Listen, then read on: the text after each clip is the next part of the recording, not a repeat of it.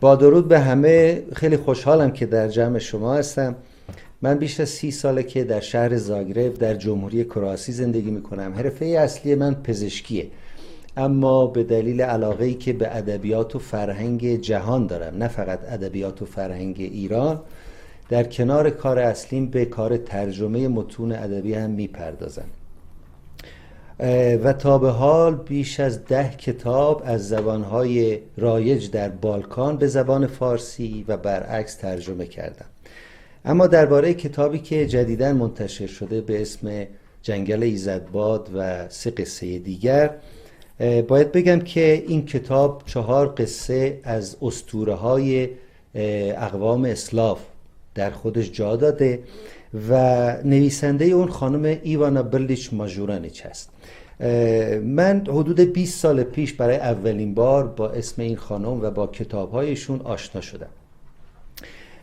وقتی که شنیدم این کتاب‌ها و قصه‌هایی که خانم ایوانا برلیچ ماژورانیچ نوشته جزو کتاب‌های درسی هست و وقتی شنیدم که 2 بار نامزد دریافت جایزه نوبل برای ادبیات شده و بعد از اون که متوجه شدم تقریبا تمام اهالی بالکان، چه پیر و چه جوان، قصه های این خانم را میدونن و در مدارس خوندن و روشون کار کردن، تصمیم گرفتم که این قصه ها را به زبان فارسی هم ترجمه کنم. از طرف دیگه خانم ایوانا برلیچ ماژورانیچ بر اساس همین قصه هایی که نوشته و پذیرش شده از طرف عموم به هانس کریستیان اندرسن کرواسی هم مشهور شده. این هم دلیل دیگه بود که من راغب بشم و شروع بکنم به ترجمه قصه های ایشون. چند سال پیش که شروع کردم به ترجمه متوجه شدم که زبانی که برای نوشتن این قصه ها استفاده شده زبانی هست که حدود 200 سال پیش رایج بوده و درسته که زبان کرواتی هست ولی پر از واژه ها، الفاظ، اصطلاحاتی هست که دیگه در زبان امروزی کرواتی ازش استفاده نمیشه. این شد که من از یک طرف کار ترجمه متن را به عهده داشتم، از طرف دیگه پیدا کردن این الفاظ و این واژه ها و اصطلاحاتی که برای خود کروات های امروزی هم قابل فهم نیست. در نتیجه مجبور بودم که معانی این اصطلاحات و الفاظ را پیدا کنم به زبان کرواتی و بعد این معانی را ترجمه کنم به زبان فارسی. این شد که من شروع کردم و در کنار ترجمه‌ای که می کردم باید اعتراف بکنم که خیلی هم لذت بردم. چرا؟ چون که با ترجمه این قصه ها متوجه شدم که چقدر شباهت ها و اشتراکات فرهنگی وجود داره بین اقوام اسلاوی و اقوامی که در شرق زندگی می‌کردن و به ویژه اقوام ایرانی. وقتی که دیدم در اکثر داستان‌های ایوانا برلیچ ماژورانیچ نگهداری از آتش، نبرد بین خیر و شر، حقیقت جویی و همینجور اسامی بسیار زیادی از جمله خدای خورشید یا خدای جنگل ها، خدای باد، خدای دشت ها وجود داره و خب ما در زبان فارسی هم معادل های این اصطلاحات را داریم. به دانشم افزوده شد و تونستم این اشتراکات را به شکلی به هم مربوط کنم و به این پی ببرم که تمام این اشتراکات و تمام این اصطلاحات در اساطیر اقوام اسلاو ربط پیدا میکنه به آیین مهرپرستی و آیین میترائیسم، به اصطلاح میترائیسم. ترجمه ادبیات کودکان کار آسونی نیست و ما میدونیم که کودکان و نوجوانان به راحتی کتاب ترجمه شده و حتی کتابی که به زبان مادریشون نوشته شده باشه را قبول نمی کنند. از اونجایی که ترجمه این کتاب تلاش مضاعف نیاز داشت و زبان نیمه باستانی بود، من مجبور بودم که از کمک ویرایشگران زبان فارسی کمک بخوام و خیلی خوشحالم که تونستم نه فقط یه ویرایشگر بلکه 2 ویرایشگر را دعوت بکنم به همکاری. خانم زهرا نادری مسئولیت ویرایش محتوایی این داستان ها را، این قصه ها را به عهده گرفتن و خانم نسرین اسدی مسئولیت ویرایش سوری ترجمه من را. از هر 2 نفر بسیار متشکرم. خانم زهرا نادری که خودش معلم زبان و ادبیات فارسی هست، این کتاب جنگل ایزدباد و 3 قصه دیگر را به دانش آموزای خودش معرفی کرد و حتی این کتاب را به صورت صوتی تولید کرد و واکنشی که دانش آموزان در مدارسی که ایشون کار میکنه، وقتی که ما مواجه شدیم با این واکنش ها، متوجه شدیم که این کتاب در اصل به دست کسانی رسیده که اون را پذیرفتن و واکنش های خیلی خوبی هم نشون دادن.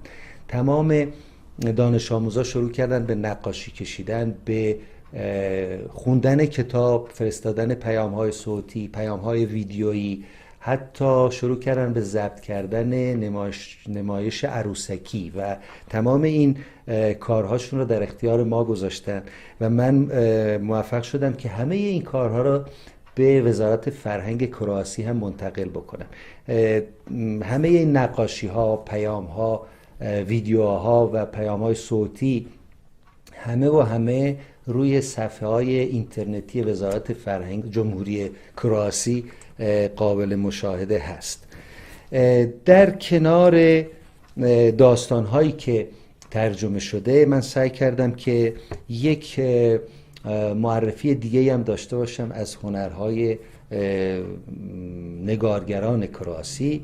به همین سبب از نقاشی هایی که آقای تومیسلاو تومیچ، یکی از بهترین نگارگران کتاب های کودک و نوجوانان در کرواسی هستن، خواهش کردم و ما نقاشی های ایشون را هم در این کتاب گنجوندیم.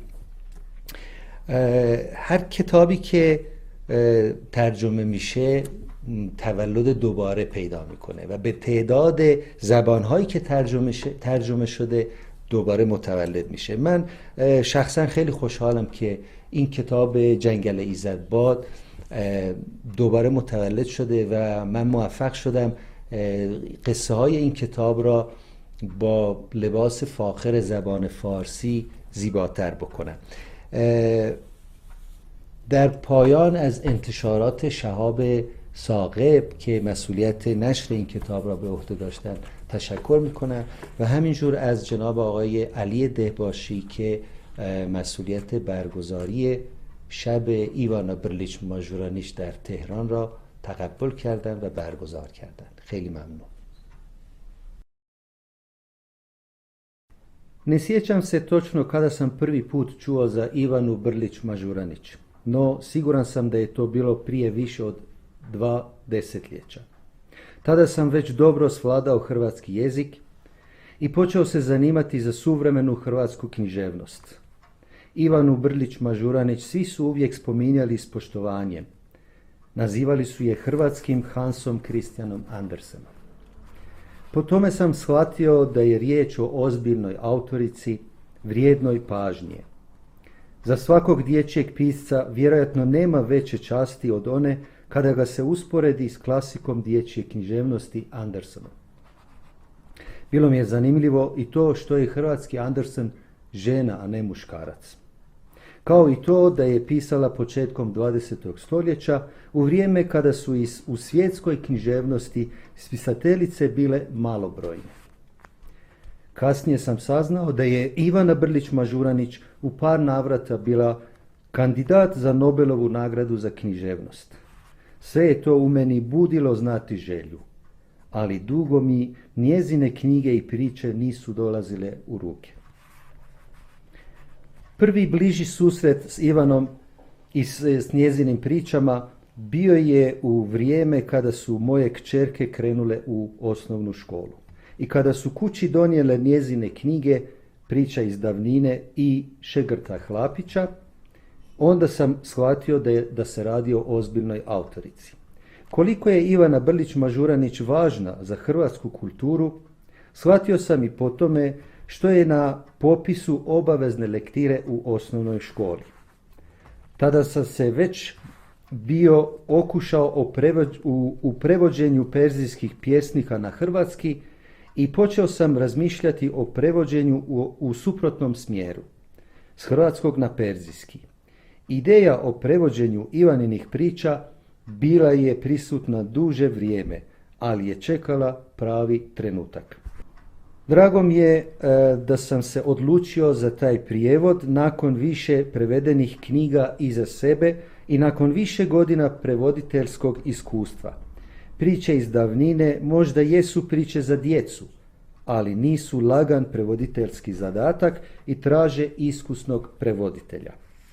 Sam čin prevođenja shvatio sam vrlo odgovorno.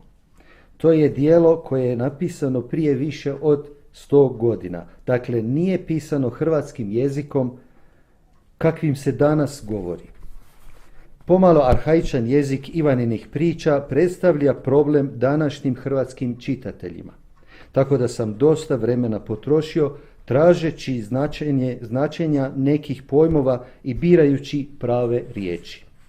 Posebno sam uživao kada sam shvatio koliko mnogo sličnosti postoji između stare slavenske i staroiranske mitologije. Kult vatre, svetost ognjišta, borba između dobra i zla, potraga za istinom, sve su to teme koje su mi otprije bile dobro poznate i za koje sam znao da će biti dobro prihvaćene jer govore o univerzalnim ljudskim vrijednostima. Prevođenje dječje književnosti izuzetno je odgovoran posao, jer se djecu ne može prevariti. I prijevod mora biti odličan da bi ga djeca prihvatila. Zato sam odlučio za 2 lektorice perzijskog jezika koje poznaju dječju književnost i dječji svijet. One su Zahra Naderi i Nasrin Asadi. Zahra Naderi piše priče za djecu i radi kao nastavnica perzijskog jezika u nekoliko tehranskoj školi. Suradnja s njom bila je odlična od samih početaka, a posebno me raduje što se suradnja nastavila i dalje. Lektorici Zahri Naderi sam zahvalan na tome što je posao odradila profesionalno, a posebno na trudu koje je uložila da ove priče nastave živjeti i nakon objave. Osim što se potrudila da moj prijevod što više približi mladim iranskim čitateljima, Zahra Naderi se potrudila da Ivanine priče dopru do ušiju iranske djece. Ona je na sebe preuzela ulogu medijatora. Predstavila je perzijske priče iz davnine svojim učenicama i organizirala je više radionica na tu temu.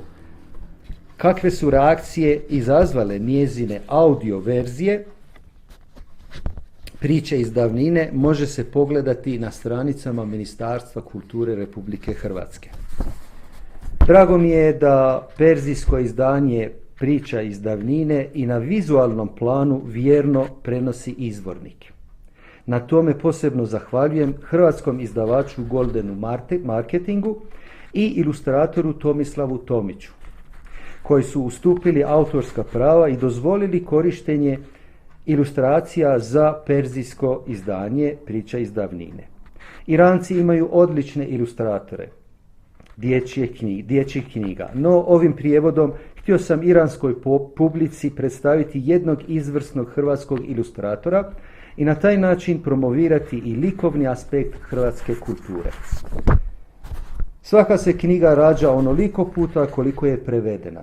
Sretan sam i počašćen što sam svojim prijevodom doprinio rođenju Ivane Brlić-Mažuranić u perzijskom ruhu. Na kraju zahvaljujem izdavačkoj kući Šahabe Salgeb i gospodinu Aliju Dehbašiju na organizaciji večere Ivane Brlić-Mažuranić u Tehranu. Hvala.